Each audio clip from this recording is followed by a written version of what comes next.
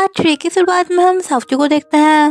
वो युनसी की गर्दन के सामने तलवार लेके कहता है, क्या तुम यहाँ पे अकेली आई हो? सावचू गुस्से में कहता है, क्या तुम्हें सच में लगता है कि मैं तुम्हें मारने की हिम्मत नहीं करूंगा?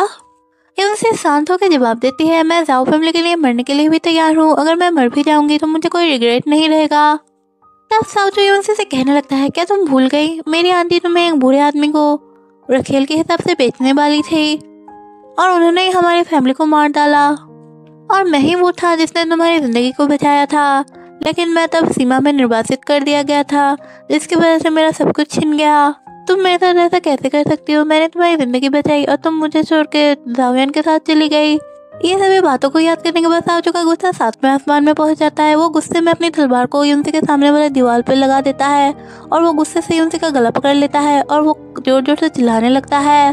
सावचू का दर्द उसके आवाज से साफ झलक रहा था। वो चिल्ला के कहने लगता है, एक दिन मैं जाओ मैंसन का सभी लोगों को मार डालूंगा। मैं सिर्फ तुम्हें और उस आदमी के बच्चे को नहीं मारूंगा।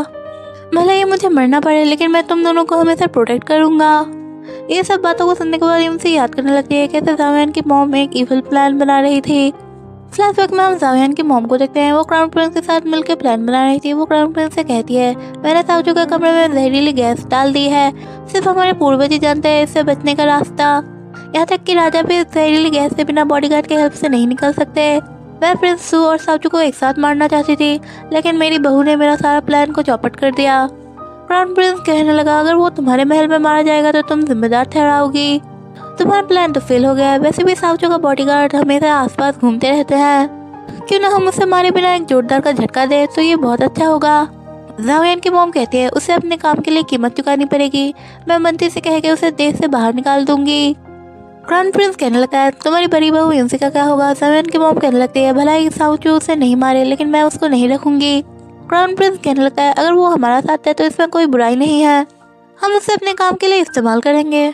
पीछे से हम युनसी को देखते हैं। ये सारी बातें वो सुन लेती है और प्रेजेंट सीन में हम युनसी को देखते हैं। वो अपने आप से फुसफुसाते हुए कहती है, मुझे माफ करना सावचू, लेकिन मुझे ये करना पड़ा। सिर्फ यही रास्ता बचा है। मैं इस तरह से तुम्हें हमेशा प्रोटेक्ट कर पाऊंगी। युनसी अपने अतीत को पूरी तरह से पीछे छोड़ रही है। फिर हम जाओ मैंसन में एंसेस्टर हॉल को देखते हैं, जिसे नया करके बनाया गया है। वहाँ पे हम युनसी और उसके बेटे ची को देखते हैं। एक पुजारी जो उसे मंत्र पड़ता है और घोषणा करता है कि अब से जाओ फैमिली का फैमिली ट्री में अब से जाओ युनसी और उसका बेटा जाओसी जाओ फैमिली का ऑफिशियली फैमिली ट्री का एक मेंबर है।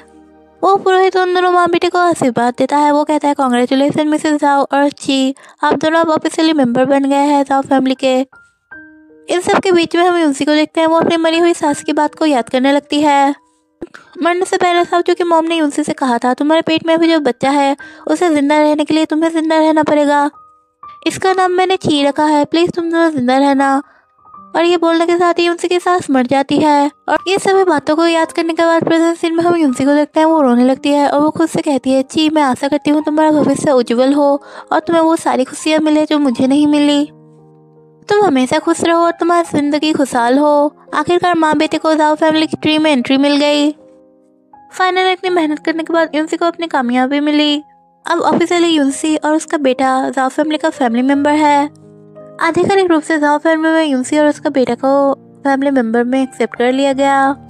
युनसी अपनी सास से कहने लगती है, माँ आप चिंता मत कीजिए, ना ही मैं मरूंगी और ना ही मैं मेरे बेटे को मरने दूंगी। पीछे से हम सावचू को देखते हैं। बेचारा चुपचाप खड़ा होकर ये सब देख रहा था। ओ बेचारा का तो दिल ही टूट गया। उसके आंखों के सामने उसकी पत्नी अब ऑफिशियली किसी और की पत्नी बन गई है। दूसरी तरफ हम युनसी को देखते हैं। वो अपनी मरी हुई सास से कहने लगती है, माँ मैं तब तक नहीं मरूंगी, आपसे सौंपा गया मिशन जब तक पूरा नहीं होगा। ये कह के युनसी अपने बेटे ची को लेके सावचू के सामने से चली जाती है। बेचारा सावचू चुपचाप खड़ा रहता है। अब तो सावचू कुछ भी नहीं कर सकता। इधर पर्सनल लाइफ में हार और ऑफिशियल लाइफ में डांट। सावचू का तो बुरा वक्त चल रहा है। हम राजा को देखते हैं जो सावचू को बुरी तरह से डांटे जा रहा था। राजा कहने लगा, तुमने दूसरी की पत्नी को किडनैप किया और बुजुर्गों के साथ बुरा बर्ताव किया। मेरा दरबार तुम्हारे कंप्लेन लिस्ट से भरा पड़ा है। अगर तुमने दुश्मन के खिलाफ लड़ाई नहीं की होती और इतना बड़ा योगदान नहीं दिया होता तो मैं तुम्हें आसानी से नहीं छोड़ता। सावचू कहने लगता है, संसर मेरे ऊपर इतना नाराज क्यों है? उन्हें तो आपके ऊपर महायोग चलाना चाहिए, बल्कि मैं ही विक्टिम हूँ। मेरी वाइफ को मेरे सामने से चुराया गया। राजा कहता है, खामोश अपना मुंह बंद रखो बेवकूफ। तुम्हारी हिम्मत कैसी हुई राजा के सामने जुबान लड़ाने की? सावचू कहने लगता है, मेरे महाराज मैं आपके सामने भीख मांग रहा हूँ, प्लीज मुझे मेरी पत्नी को सौंप दीजिए। सिचुएशन खराब देखने के साथ ही प्रिंसू वहाँ पे चला आता है और अपने डैड को शांत करवाने की कोशिश करता है। प्रिंसू कहने लगता है, महाराज इस बेवकूफ़ को माफ कर दीजिए, आज इसका दिमाग ठीक नहीं है, आवेश में आके कृपया इसे सजा मत दीजिए। राजा कहता है, ये तो सीधे सीधे मुझे अपने योग्यता का डर दिखा रहा है, ये असहनीय है, तुम्हारी हिम्मत कैसे हुई मजाक करने की। सावचू का दर्द एक बार फिर फूट पड़ता है। वो कहता है, मैं गारंटी देता हूँ मैं बिल्कुल सीरियस हूँ, मैं बस ये एक्सेप्ट नहीं कर पा रहा हूँ कि उसने मेरी पत्नी को चुरा लिया। मैंने सीमा पे देश और लोगों के लिए लड़ाई लड़ी और लगभग मैं मर गया। आखिरकार मैं मेरी पत्नी को भी प्रोटेक्ट नहीं कर पाया।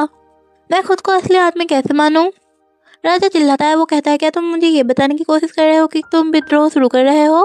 प्रिंसू कहता है, उसका ऐसा कोई इरादा नहीं है, वो बस बहुत आक्रामक हो गया है। पिताजी, उसने बहुत बड़ा योगदान दिया है, कृपया उसे सजा मत दीजिए। राजा साहब कहते हैं, लू युनसी अब तुम्हारी पत्नी नहीं रही, वो अब जाओयन की पत्नी बन गई है। ये सुनने के बाद सावचू चिल्ला के कहने लगता है, लू युनसी सिर्फ मेरी पत्नी है। बेचारा सावचू ने ये क्या कर दिया, इसने तो सीधा राजा से पंगा ले लिया, अब तो इसे सजा मिलेगी ही। उसकी ये सारी बकवास सुनने के बाद राजा को काफ़ी गुस्सा आता है। वो अपने गार्ड को बुलाता है और कहते हैं, इसे यहाँ से बाहर ले जाओ और इसके पीठ में 30 कोड़े मारो। तभी प्रिंस अपने डैड से कहने लगता है, पिताजी मुझे माफ़ कीजिए, लेकिन ये बेचारा पहले से घायल है, अगर आप इसे 30 कोड़े मारेंगे तो इसका घाव फिर से ताज़ा हो जाएगा। लेकिन सावचू हार नहीं मानता है, वो बार बार राजा के सामने गिड़गिड़ाने लगता है। वो कहता है, महाराज मैं आपके सामने भीख मांग रहा हूँ, आप कृपया मेरी पत्नी को मुझे वापस लौटा दीजिए। राजा को इतना गुस्सा आता है, वो चिल्लाने लगता है, अब तुम्हें 50 कोड़े मारे जाएंगे। लेकिन सावचू फिर भी नहीं रुकता, वो चिल्लाया जा रहा था। वो कह रहा था, मुझे मेरी पत्नी वापस चाहिए, वो सायोन मेरी पत्नी को चुरा के बैठा हुआ है। ये सब बातों को सुनने के बाद राजा गुस्से में चिल्लाने लगता है। वो कहने लगता है, इसे अब 80 कोड़े मारा जाए। ये सुनने के बाद सिपाही उसे घसीटते हुए वहाँ से ले जाता है।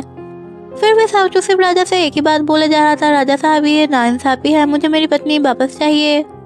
आप सिर्फ जाओयन की तरफदारी कर रहे हैं क्योंकि वो आपका प्रोसिक्यूटर है और मैं आपका जनरल हूँ। प्रिंस गुस्से में बड़बड़ाने लगते हैं। वो कहने लगते हैं, बेवकूफ़ तू तो अब गया। हम सावचू को देखते हैं, बेचारे को बार बार 80 कोड़े मारे जा रहे थे, लेकिन फिर भी वो सिर्फ विंसी का नाम पुकारे जा रहा था और राजा साहब से बार बार भीख मांगे जा रहा था। वो कह रहा था, राजा साहब प्लीज़ मेरी पत्नी को मुझे वापस कर दीजिए। प्रिंस उसे आके कहता है, बेवकूफ़ तुम अब उम्मीद छोड़ दो क्योंकि वो किसी और की पत्नी बन चुकी है, वो अब ऑफिशियली जाओयन के बच्चे की मॉम और जाओयन की पत्नी बन चुकी है। अब जो चिल्लाने लगता है, वो कहने लगता है, ये सब झूठ है, वो सिर्फ मेरी पत्नी है। और ये बोलते बोलते ही वो वहाँ पे बेहोश हो जाता है। दूसरी तरफ हम युनसी को देखते हैं, वो अपनी सास और देवरानी को खाना परोस रही थी। तभी लेन कहने लगती है, मॉम क्या आप जानती है जनरल सू को डंडों से 80 बार मारा गया, जिसकी वजह से वो बेहोश हो गया। ये सब सुनने के बाद युनसी काफ़ी बेचैन हो जाती है। तब जाओयन कहता है, तुम चिंता मत करो, मैं उसके लिए सही डॉक्टर का इंतजाम कर दूंगा। लेकिन लीन अपनी मॉम से कहने लगती है, मैंने सुना था उसने बहन को पाने के लिए अपने सारे पुरस्कार को छोड़ने की बात की थी, जिसके कारण महाराज भड़क गए थे। जब वो उसे मार रहे थे तब वो महाराज से भीख मांग रहा था, बहन को उसे वापस कर दे। ये सुनने के बाद जाओयन की मॉम युनसी से कहने लगती है, तुम मेरी नजरों से दूर हो जाओ, तुम्हारी वजह से हमेशा इस खानदान का इज्जत मिट्टी में मिल जाता है।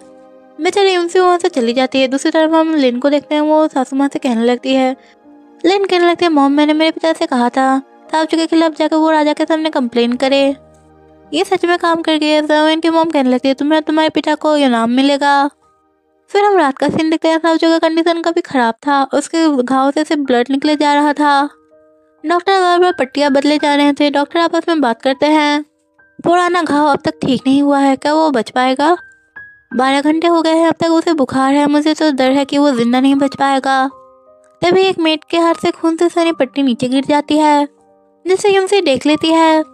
जिसे देखने के बाद वो काफ़ी डर जाती है। मेट आपस में बात करने लगती है, बुखार के कारण उसकी हालत काफ़ी बुरी हो रही है और वो बुखार उसके घाव के कारण आया है।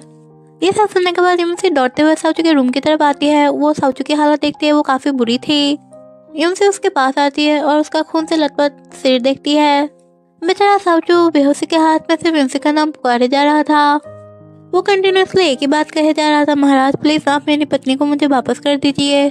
युनसी से उसकी ये हालत अब देखी नहीं जा रही थी, उसके आंखों से आंसू बह रहे थे। युनसी उसका सर अपने गोदी में रखती है और उसका पसीना पोंछने लगती है। उसे काफ़ी तेज़ बुखार आ गया था। वो बेहोशी की हालत में सिर्फ ये कह रहा था, महाराज आप प्लीज़ मुझे मेरी पत्नी को वापस कर दीजिए। युनसी रोते हुए एक गाना गाती है, क्या पता ये गाना उनके बचपन का ही हो। फिर हम 15 साल पहले का सीन देखते हैं, जहाँ पे सावचू एक छोटा बच्चा था और अपने गुलेट से खेल रहा था। तभी वहाँ पे युनसी एक औरत के साथ आती है। छोटी युनसी सावचू से कहने लगती है, आज मेरा जन्मदिन है, और वो उसे अपना केक का एक आधा हिस्सा खाने के लिए देती है। वो औरत यूंसी को घसीटते हुए वहाँ से ले जाती है। फिर हम सावचू को उसकी माँ के साथ खाना खाते हुए देखते हैं।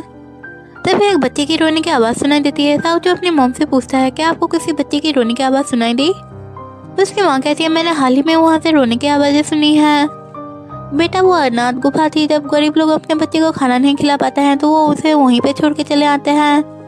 वहाँ मत जाना। फिर रात का सीन आता है। छोटी यूं से जोर जोर से रो रही थी। तभी वहाँ पे छोटा सावचू अपने हाथ में मसाला लेके आता है।